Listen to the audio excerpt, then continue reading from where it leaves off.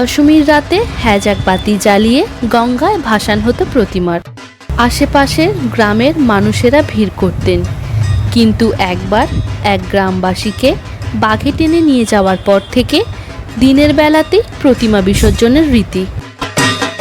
কোন্নগর ঘোষালবাড়ির প্রাচীন দুর্গাপূজাকে ঘিরে রয়েছে এমনই নানান ইতিহাস।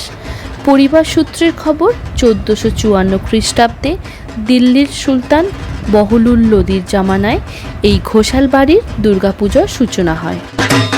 মুঘল সম্রাট আকবরের রাজত্বকালে ঘোষালরা জমিদার হিসেবে স্বীকৃতি পেয়েছিলেন।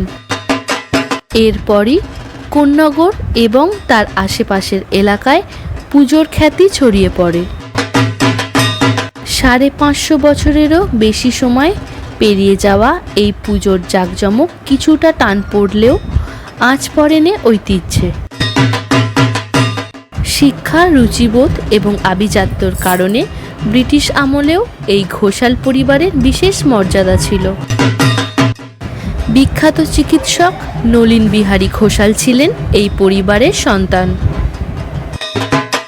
জলা জঙ্গলে ঘেরা কোন্নগরের ঘোষাল বাড়ির দুর্গাপূজা নিয়ে মেতে উঠতেন আশপাশের সমস্ত গ্রামের মানুষেরা।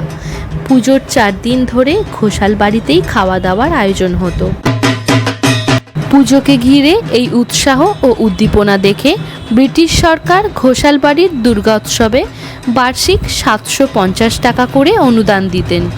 ইংরেজ আমলের সেই রীতি মেনে এখনও ট্রেজারিতে ঘোষাল বাড়ির পুজোর নামে টাকা জমা হয়।